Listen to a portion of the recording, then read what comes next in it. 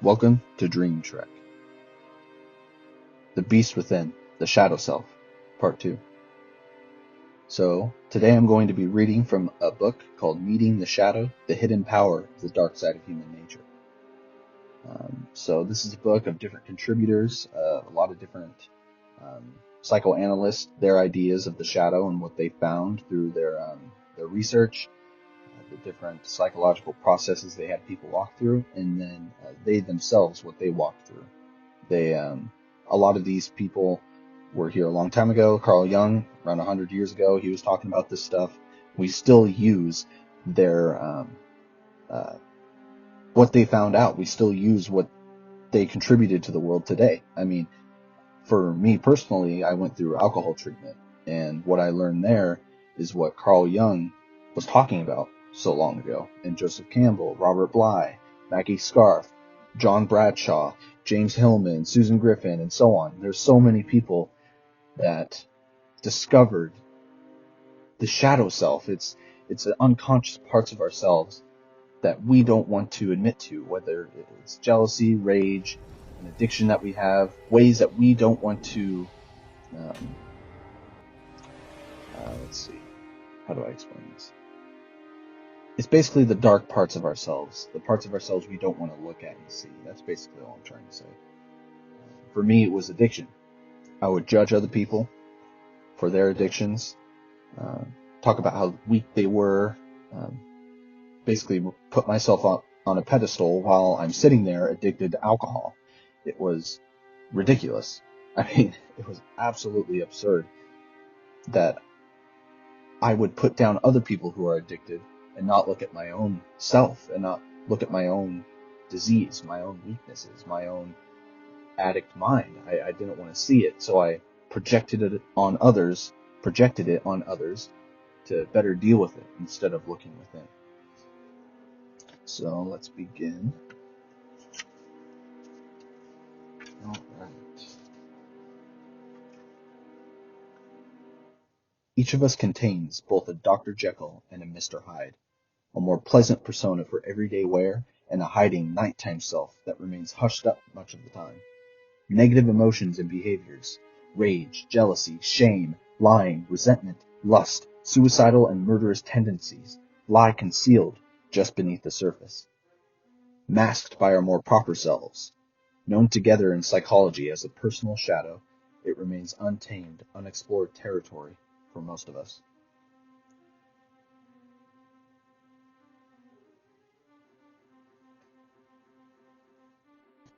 All the feelings and capacities that are rejected by the ego and exiled into the shadow contribute to the hidden power of the dark side of human nature. However, not all of them are what we consider to be negative traits. According to Jungian analyst Lillian Frey-Ron, this dark treasury includes our infantile parts, emotional attachments, neurotic symptoms and behaviors, as well as our undeveloped talents and gifts. The shadow, she says, retains contact with the lost depths of the soul, with life and vitality, the superior, the universally human. Yes, even the creative can be sensed there.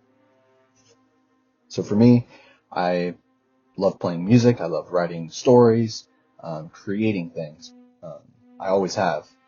But around high school, I kind of stopped focusing on that. I kind of pushed it down. A lot of people, a lot of teachers in my school at the time were telling me that that's not how I can make a living. They put me down constantly, continuously, saying that I'm just going to work a normal job. I can't achieve my dreams and goals of becoming an artist for a living because that's not the way. It's unrealistic, which it may be, but it kind of dampened. It made me shove my creative side down more than I should have let it affect me. And going through treatment, my substance abuse treatment, my therapist helped me a lot.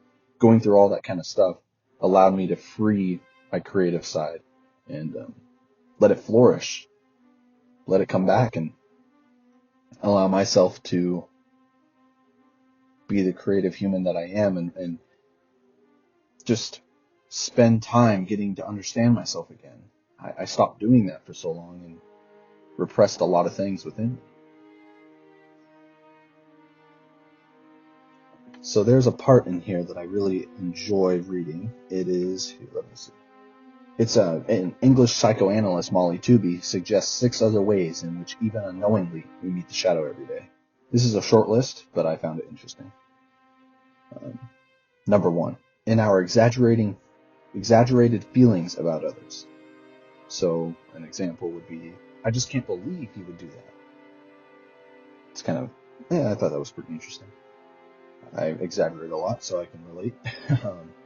Number 2, a negative feedback from others who serve as our mirrors. Number 3, in those interactions in which we continually have the same troubling effect on several people. An example, Sam and I both feel that you have not been straightforward with us. So with different people throughout your life having the same encounters over and over again, of people telling you why you do this, like what's wrong with you, that kind of stuff. Why do you treat me this way? They act as our mirrors, and sometimes we act as their mirrors. Sometimes we see things in them that we don't like about ourselves, and we don't want to deal with it ourselves in us, so we project it on other people. Other people do that to us, back and forth all the time, without really even realizing it, because we haven't looked within enough. Let's see. Number 4, in our impulsive and inadvertent acts. Like, oops, I didn't mean to say that. Oh, I'm sorry. I didn't mean to do that. It just came out. Oh, I'm having a bad day. I was just angry. Not at you, though. That happens all the time. And we don't know why sometimes. So we make up excuses like, oh, I'm just tired. Oh, I just need to eat. Which may be. And that happens too. But sometimes we overlook what's really going on and just create excuses for ourselves and other people. Number 5, in situations in which we are humiliated. I'm so ashamed about how he treats me, for an example. So, why would we feel humiliated? What happens when we're ashamed? We do something that we know is wrong? Well, if that's the case, then that is a part of ourselves that we need to look at. It's an unconscious part of us, of you, of me. Whenever we're ashamed of doing something, why did it come out? Why would we need to feel ashamed of doing something? If it's not a part of us, then why do we do it? That's what I ask myself all the time. So, with addiction, a lot of times you'll feel ashamed for what you say to people when you're drunk, what you will do. Maybe you'll get super angry and break somebody's stuff or say something you really don't mean. Or maybe you even do mean, but you didn't mean to say it.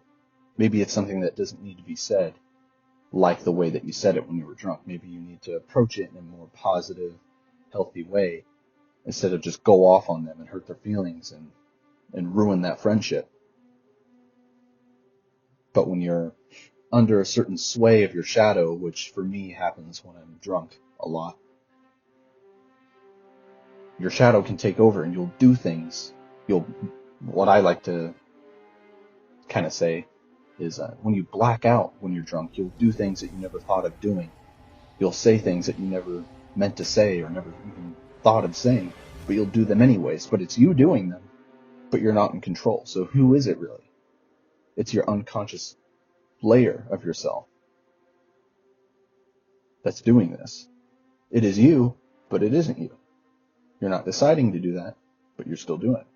It's pretty trippy. Number 6, in our exaggerated anger about other people's faults. So when we get super, super hyped up and angry about something that somebody did, whether they're late for work, they spilled coffee, if you get overly angry about it, why? Why? Why would you get overly angry about something small? Again, you could just say, oh, I'm just tired. Oh, I just need rest or something like that.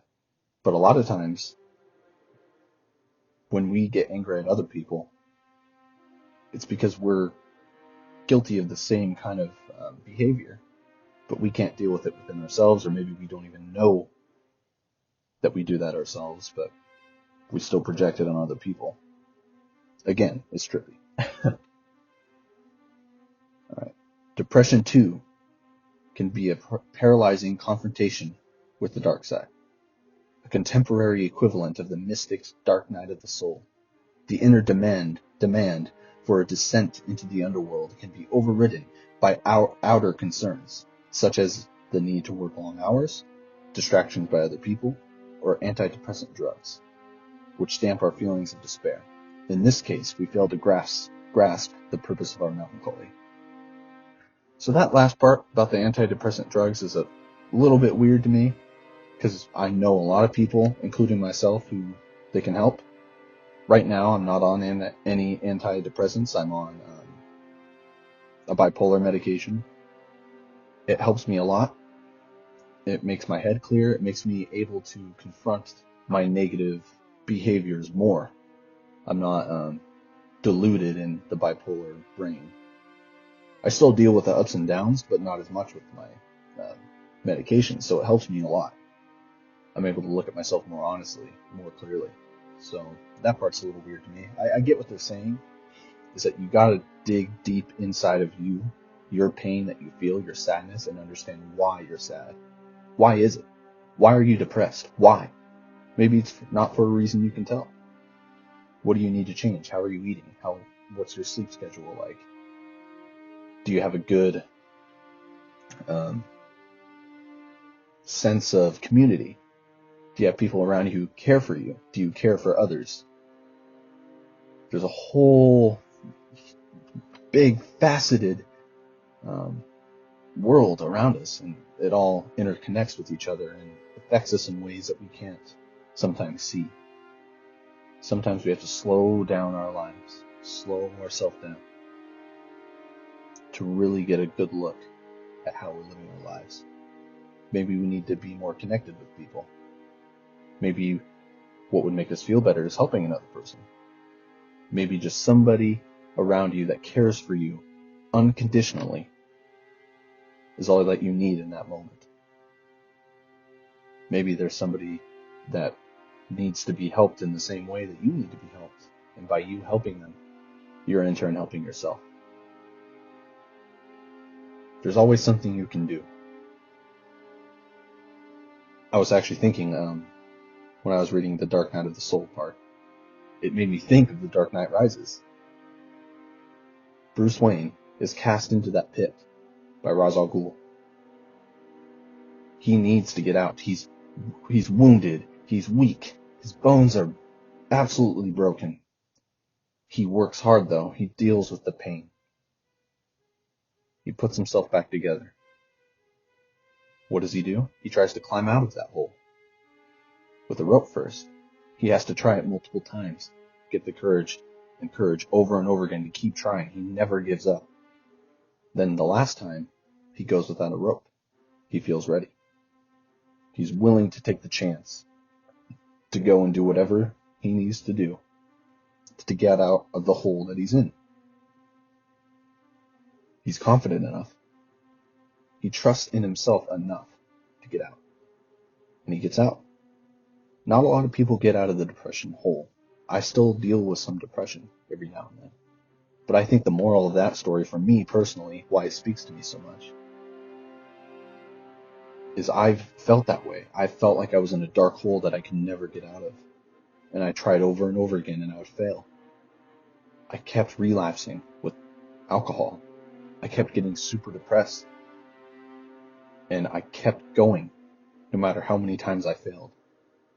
And now it's been about 8 months since I drank. But at the beginning, it wasn't like that.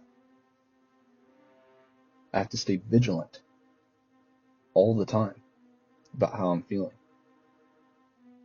About what direction is my thoughts going into. Am I angry right now? Am I saying and doing things that I used to before I would want to go drink?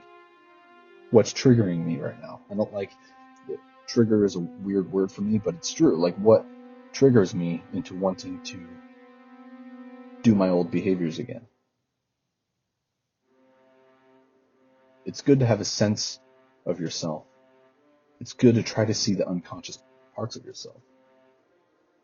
It takes a lot of work, and I'm still a long ways from where I want to be.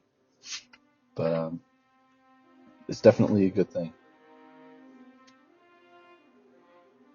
The dark side is not a recent evolutionary appearance, the result of civilization and education.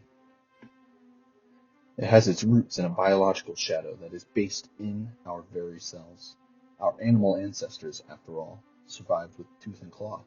The beast in us is very much alive, just caged most of the time. Alright, that's it with part 2. I will be doing a part 3.